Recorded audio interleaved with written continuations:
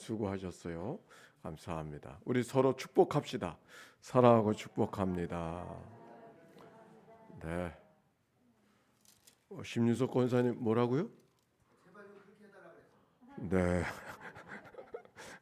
아멘. 네. 우리 심윤석 권사님 축복하십시다. 네. 자, 오늘 성경의 말씀 14장과 15장의 말씀을 읽었는데 어제 그 13장 천국의 비유가 쭉 나오는 말씀 가운데 44절 한번 봅시다. 13장 44절 어제 읽은 말씀인데 같이 읽어볼까요? 44절이에요. 시작. 천국은 마치 밭에 감추인 보화와 같으니 사람이 이를 발견한 후 숨겨두고 기뻐하며 돌아가서 자기의 소유를 다 팔아 그 밭을 샀느니라. 아멘. 천국의 비유는 무엇과 같이 여러 가지 말씀을 하는 가운데 천국은 마치 무엇과 같으나 밭에 감추인 보화와 같다 그랬어요. 이 말씀 잠깐 나누고 가겠습니다. 한 농부가 보화를 발견했어요. 너무 좋아서. 그래서 그것을 다시 숨겨두고 돌아가서 가진 재산을 다 팔아서 그 보화를 사려고 갔습니다. 그래서 그걸 샀는데 여기 성경에 보니까 필요한 건 보화인데 사기는 뭘 샀다 그랬어요? 밭을 샀다 그랬어요. 밭은 뭐고 보화는 뭘까? 그것을 샀는데 밭을 샀는데 후회하지 않았어요. 왜? 팔아버린 것보다 얻은 것이 더 귀하기 때문에. 그 말씀 속에 자기의 소유를 다 팔아 그 밭을 샀다. 그가 발견한 것은 밭을 발견한 게 아니고 보화를 발견했잖아요. 근데 밭을 샀다 그랬어요. 어찌하면은 이 농부에게는 밭은 필요하지 않아요. 미안합니다. 밭은 필요하지 않아요. 뭐가 필요해요? 보화가 필요하. 근데 보화가 필요한데 보화만 사지 아니하고 밭을 사지. 아유 목사님, 보화만 산다 그러면 그 팔겠습니까? 밭을 사야 보화도 사지요. 네, 그렇습니다. 그런데 우리들의 믿음의 생활 속에 그 밭을 샀다 그랬는데 보화를 사야 되는데 필요한 건 보화인데 밭을 샀어요. 우리가 필요한 것은 보화라 그러면 예수 믿고 하나님 앞에 가는 거, 천국 가는 거, 그게 우리가 보화일 거예요. 그런데 밭을 샀다 그랬어요. 이 밭이 무엇과 같다 생각을 하냐면 우리들의 교회 생활 같아요. 교회 생활. 여러분 어떻게 생각하세요? 이렇게 봉사도 하고 새벽에 나와서 낭독도 해주시고 또 기도도 하고 또 말씀도 배우고 어찌가 보면 그거는 보화를 얻는데 별로 소용되는 것 같지 않아. 우리 필요한 건 보화야. 그런데 보화가 보화만으로 남겨지지 않고 밭 속에 숨겨져 있어요. 밭을 일구고 밭 속에서 훈련하고 밭과 더불어 씨름하고 살아가는 생활들은 어찌 보면 있으면 좋고 없어도 그만인 것 같지만 밭 속에 보화가 있다니까. 우리들이 교회 생활을 신실하게 잘 해야 되는 것을 우리 말씀 속에서 깨달을 수 있어요. 자, 14장 1절의 말씀을 한번 찾아봅시다. 14장 1절 시작. 그때 분봉왕 헤롯이 예수의 소문을 한 절도 그 신하들에게 이르되 이는 세례 요한이라 그가 죽은 자 가운데서 살아났으니 그러므로 이런 능력이 그 속에서 역사하는도다 그랬어요. 분봉왕 헤롯이 이제 헤롯 대왕은 죽고 그의 아들들이 왕이 되어졌었는데 근데 지역을 나누어서 저 예루살렘 근방에는 이 중부 지방에는 헤롯 아켈라오 헤롯이 다스리고 저 위에는 헤롯 안디바가 다스리고 있었던 바로 그런 시절이었었을 때 예수님의 소문이 등장했어요. 예수님의 소문. 그래서 신하를 보내서 예수님의 소문을 듣고 하는 말이 뭐라 그랬어요? 세례 요한이 살아났나 보다. 그러니까 이런 일들이 벌어지죠. 예수님 세례 요한이 살아났다 부활을 얘기하는데 누가 얘기하냐면 예수님의 제자들이 말하는 것이 아니라 예수님을 십자가에 못 박은 예수님을 적대시하는 사람의 이불스를 빌려서 부활을 지금 이야기하고 있어요. 오늘 성경에 있는 얘기는 예수님이 위기를 당하는 장면의 이야기가 오늘 성경 속에 있어요. 예수님이 제자들을 보낼 때 내가 양을 이리 가운데 보내는 것 같다고 아주 마음 아파하셨는데 지금은 예수님 자신이 위기를 만나게 되어졌어요. 언제 위기를 만나게 되어졌는가? 예수님의 소문이 점점 크게 되어졌을 때, 그가 가르치는 말씀이 지혜롭고 그가 능력을 행하고 뭔가 보통 사람과는 다르다고 하는 이야기가 온 갈릴리에 온 세상에 퍼져서 누구의 귀까지?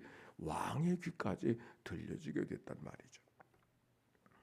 때로는 안식일에 손 마른 사람을 고쳐주기도 하고 그렇게 말씀하셨는데 때가 이르지 아니했다고 말씀하셨는데 지금 예수님의 소문이 점점 나고 있는 그 장면. 예수님의 소문이 무엇을 만들고 있다? 예수님이 점점 퍼져나가는 소문이 무엇을 만들고 있다? 예수님의 위기를 만들고 있다. 그러나 이 위기는 어찌 보면 필연적인 위기예요. 우리가 살아가면서 이런 일 저런 일 만나게 되어지면은 속상하게 생각하지 말고 여기 예수님의 위기가 바로 예수님의 여정을 마지막까지 십자가의 골고다 언덕까지 가게 하는 중요한 길목에 있잖아요. 이런 위기가 없으면 십자가까지 가지 못하시죠. 이런 위기가 있었기 때문에 십자가의 그 골고다 언덕까지 가실 수 있는 것이지 아무 일도 없었는데 골고다 언덕이 만들어진 게 아니란 말이에요. 골고다 언덕 없으면 구속의 역사가 없지 않았겠습니까? 결국 이 위기는 필연의 역사예요. 필연의 역사. 예수님이 우리의 구세주가 되시는 필연의 역사를 지금 오늘 성경 속에 발견하고 있다. 근데 이 얘기가 예수님의 얘기만이 아니고 우리들의 삶의 얘기도 마찬가지죠. 우리가 믿음 생활할 때 위기를 만날 때가 있어요. 위기를 만날 때 없으면 좋을 뻔한 일들이 있단 말이에요. 속상한 일들이 있단 말이에요. 힘든 일이 있단 말이에요. 왜 이런 일이 생기는가? 아하, 그거 아니에요.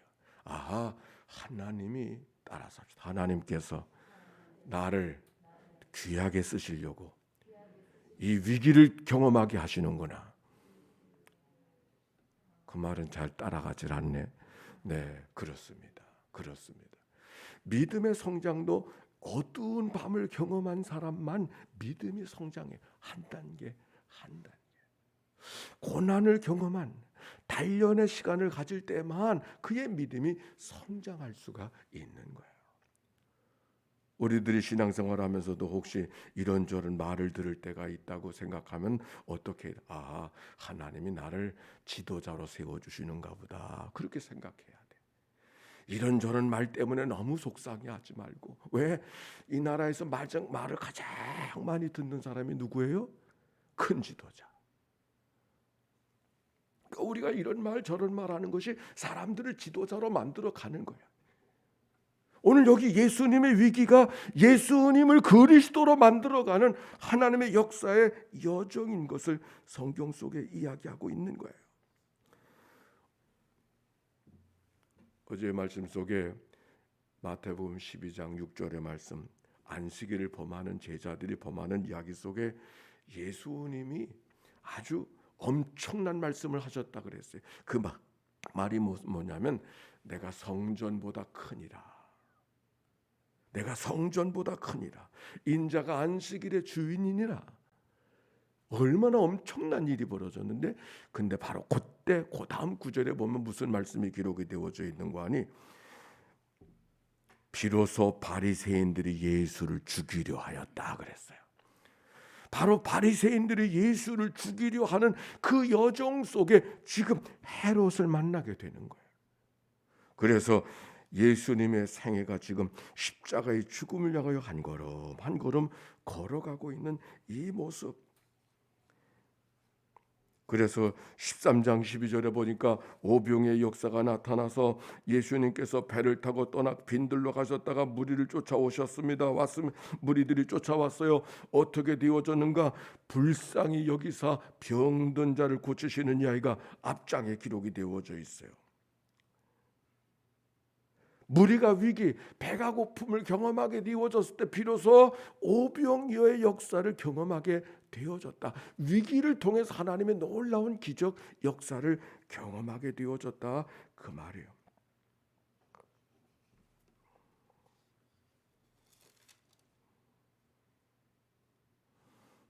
오늘 성경에도 보니까 오병이의 역사 속에 14장 15절에 한번 봅시다. 14장 15절. 14장 읽어볼까요? 시작. 저녁이 되매 제자들이 나와 이르되 이곳은 빈들이요 때도 이미 저물었으니 무리를 보내어 마을에 들어가 먹을 것을 사 먹게 하소서 그랬어요. 지금 제자들이 예수님께서 이 위기 속에서 다른 곳으로 가셨는데 사람들이 거기까지 몰려와서 주님의 말씀을 듣고자 했어요. 말씀을 하루 종일 듣다 보니까 저녁이 되어졌는데 그들을 돌려보낼 수가 없었어요. 근데 그때 무슨 말씀이 기록이 되어져 있는가? 제자들이 나와서 빈들이요 때는 이미 저물었으니 무리를 보내어 마을에 들어가 사 먹게 하소서. 빈들을 강조하고 있었어요. 그때 예수님이 뭐라고 대답하시는가? 14장 16절 보세요. 16절. 예수께서 이르시되 갈 것 없다. 너희가 먹을 것을 주라. 너희가 먹을 것을 주라. 너희가 해결하라. 그랬더니 제자들이 어떻게 해결해요? 이거 어떻게 해결하는 거 합니까? 가진 것이 지금 이것밖에 없습니다. 물고기 2마리, 떡 5덩이밖에 없습니다. 그렇잖아요. 무리가 많은데 그들이 다 시장에서 먹을 것을 줘야 되는데 빈들, 세상에서 거기서 구할 수 있는 것이 전혀 없는, 공급받을 수 있는 그런 여건이 아니라는 거예요.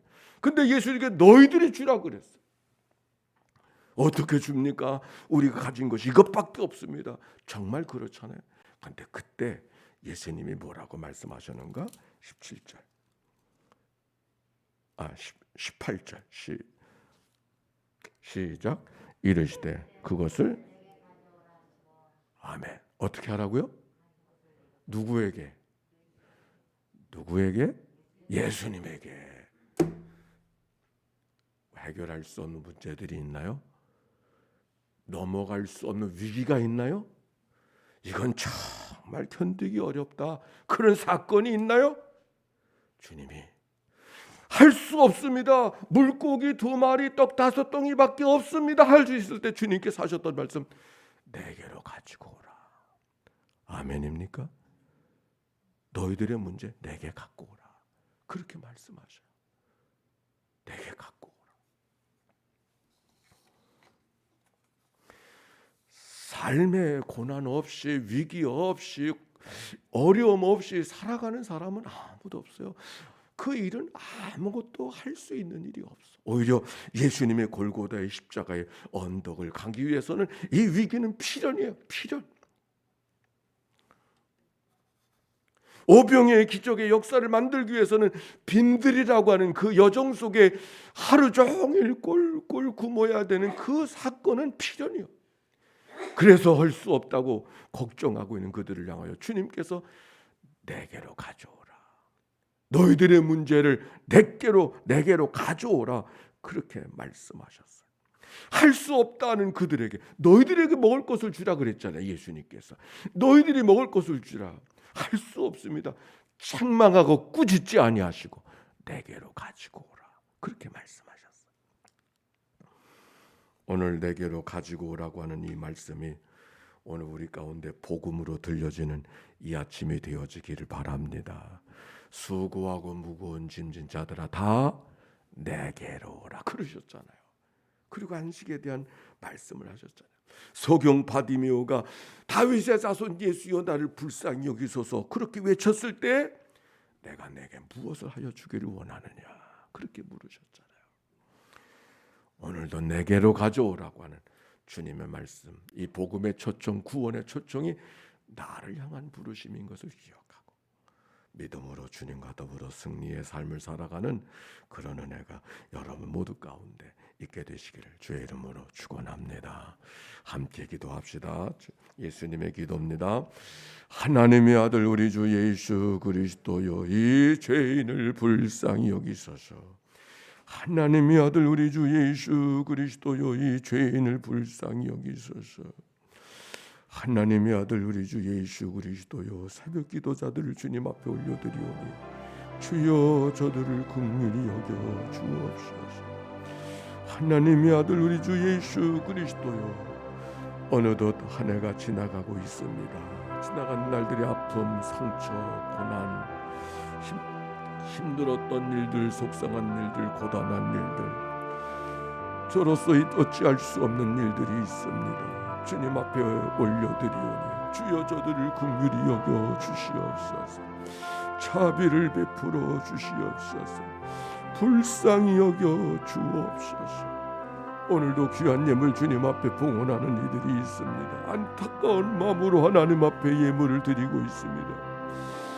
내게로 가져오라고 하시는 주님의 말씀을 믿고 주님 앞에 다가와 주님 앞에 예물로 우리의 마음을 드리고 있습니다. 하나님, 이 예물을 받으시옵시고 하나님이 도우시고 이끄시고 하나님이 해결해 주시는 은총을 경험하게 하옵소서. 감사합니다. 찬양합니다. 주님 영광받아 주옵소서. 감사합니다. 하나님 아버지, 한 해가 거의 저물어가는 이때 여전히 오늘도 이 아침을 깨우게 하시고 주님 앞에 달려나올 수 있도록 은총 나누어 주신 하나님께 감사와 찬송과 영광을 올려드립니다. 한 해를 돌아보며 오늘을 맞이하는 이날, 행여 힘들고 어렵고 고통스러워서 견딜 수 없는 마음을 갖고 이 날을 깨운 이들이 있나요? 내게로 가져오라 주님 말씀하여 주셨으니 내 문제가 아니라 주님께서 담당해 주시는 문제요. 수고하고 무거운 짐진 자들아 다 내게로 오너라 말씀하셨던 주님의 말씀을 기억하고 이 말씀 따라 주님이 주시는 쉼과 주님이 주시는 평강과 주님이 주시는 위로가 함께하는 믿음의 삶이 되게 하옵소서. 이 한날을 다 주께 의탁합니다. 영광 받아 주옵소서. 병상에서 이 아침을 맞이하는 식구들을 다 만나가 주시고 치유와 회복의 시간이 되게 하옵소서. 예수님의 이름으로 기도하옵나이다. 아멘. 성부, 성자, 성령 삼일체 하나님의 크신 은혜와 사랑과 역사가 이제와 같이 영원히 함께해 주시기를 축원하옵나이다. 아멘.